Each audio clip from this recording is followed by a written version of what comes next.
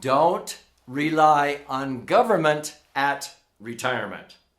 In this episode, I'm going to address how to take ownership of your retirement. Get ready. It's probably not what you think, but I'm going to give you insights into opportunities that maybe you never knew existed before. Put on your seatbelt.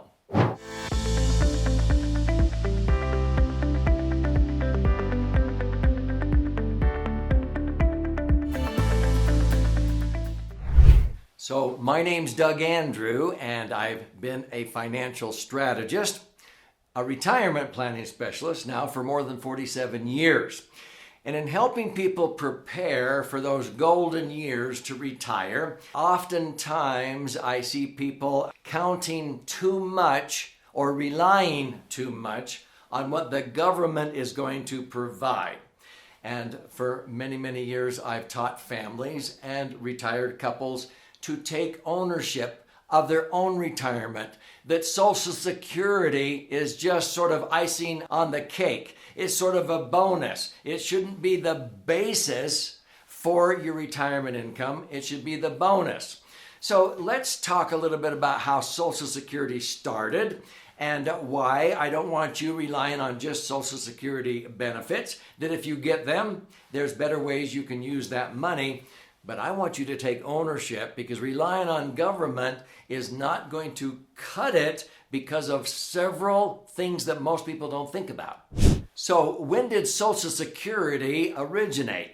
I'll give you a quick lesson. Back during the Industrial Revolution, this is where they started to have all kinds of factories to build components and automobiles and so forth.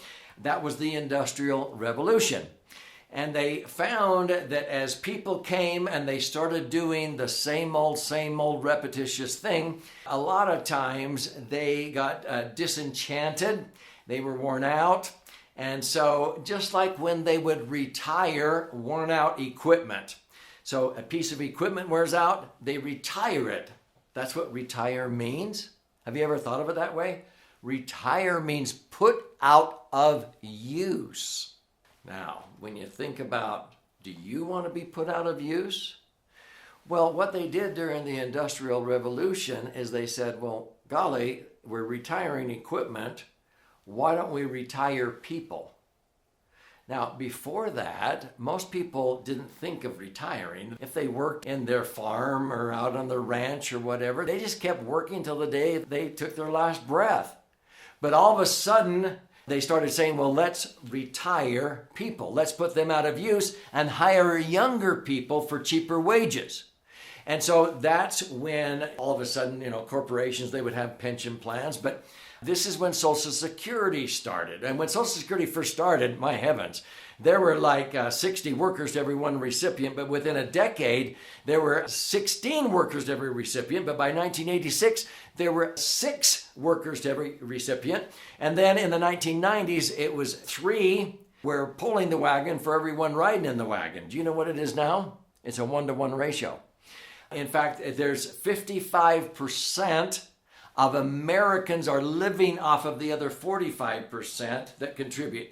45% of the taxpayers, 55% are the tax eaters or consumers. They use the social dollars. Now, Social Security was never designed to really take care of you the rest of your life. But it started in the Industrial Revolution, and this is what the statistics were back then. Your life expectancy, it's called LE. Life expectancy for a normal American when Social Security started was 7 years. For a government retiree, for some reason it was only 5 years, and a military retiree that was put out of use was only 4 years. And so they only thought they would have to pay Social Security benefits for about 7 years. Do you know the fastest growing segment of American society today are those people reaching over the age of 100?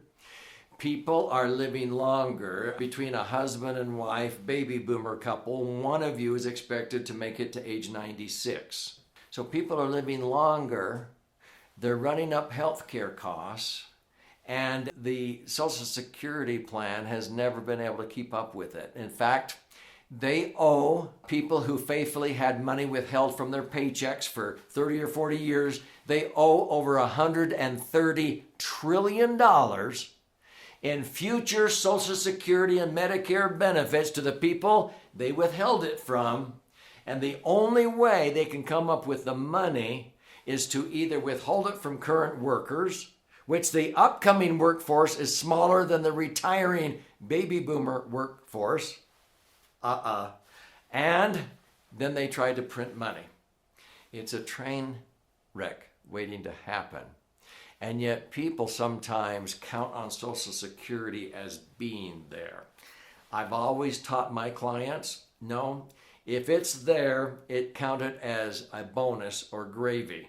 Don't use it as your basis.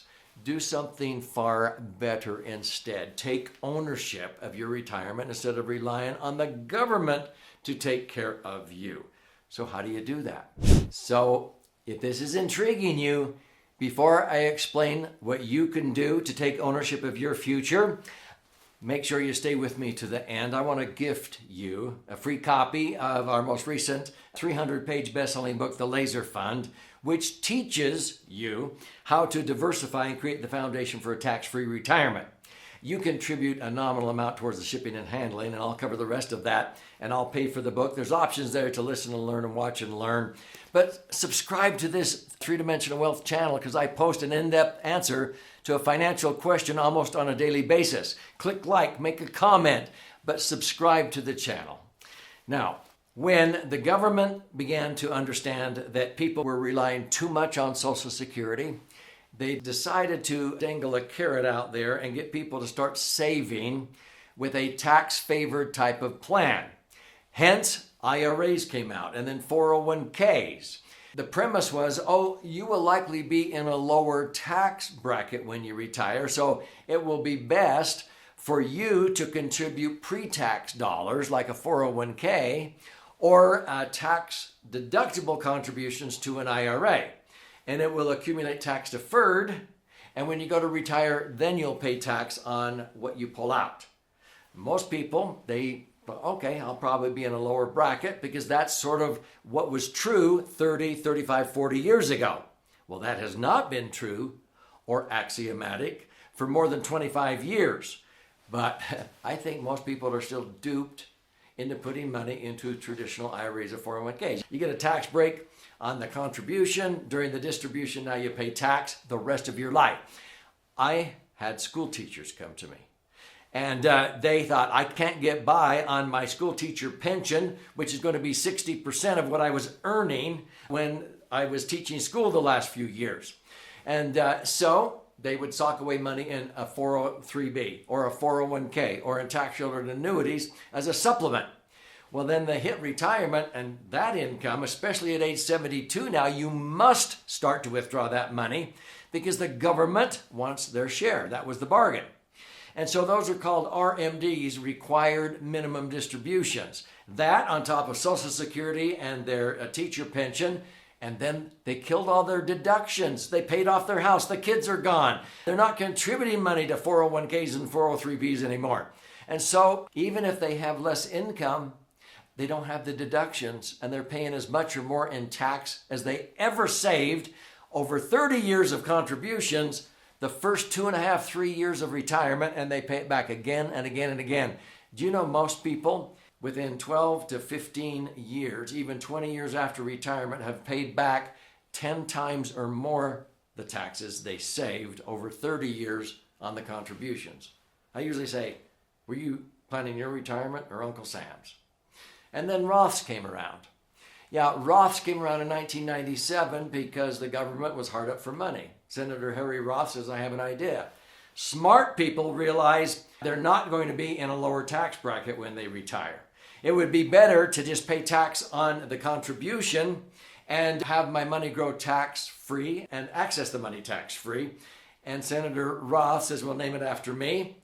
They did it for the government. The government was hard up for money. Now, it may be a step in the right direction, but I have videos in this channel that talk about why I've never owned an IRA or 401k, never will. I've never owned a Roth IRA or 401k, never will. I put my serious cash into what I call the laser fund. This is my 11th book, and in all my books on finance, I teach people like you how to diversify and create the foundation for a tax-free retirement. This knocks the socks off of an IRA or 401k. It's tax-free, not just tax-deferred. You link your returns to the things that inflate, so inflation will actually help you instead of hinder you. I don't like inflation any more than you do, but it doesn't hurt me. And you're able to participate when the market goes up and not lose when it goes down because your money's not at risk in the market. Nothing else comes close to that. Roths can't do that.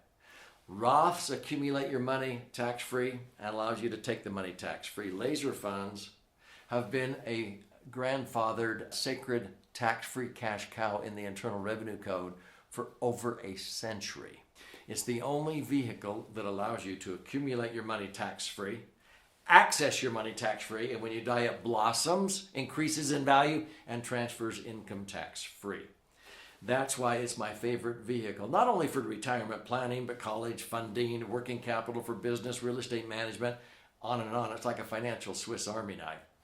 So I want you to claim your free copy of the Laser Fund to learn how you can take ownership of your own future, your own retirement, and instead of relying on government, you'll learn how to be able to accumulate your money at 7, 8, 9, 10% average rates of return based on actual historical performance, so that when you retire, every $1 million can generate $70,000, $80,000, or $100,000 a year of tax-free income without depleting principal. If your money is in yet to be taxed IRAs and 401ks in the market, do you know that most brokerage firms will only recommend you take out 4%? $1 million will only generate $40,000 a year of income, and you have to pay tax on that. Maybe at 25% tax, you would still only net 3% or $30,000. Let's see. Would you rather have $30,000 net after tax out of an IRA or 401k, or would you rather have $90,000 tax-free out of a laser fund? Yeah, it's 3 times the income. We've helped people do this for decades. Don't rely on government. Take ownership of your future. Outpace inflation. Use this to diversify and create the foundation for a tax-free retirement, and let Social Security or these other types of vehicles just be a bonus on top. You could actually take your Social Security income and put it into a laser fund. I've had many people do that. But don't rely on Social Security, and don't rely on your IRA and 401k keeping you afloat the rest of your retirement, because it's usually subject to market volatility and you have to pay tax forever. Don't do that. Get the money out and repositioned into a laser fund. Go to laserfund.com, claim your free copy, and study. There's options there to listen, learn, and watch and learn, but here is to your brighter future.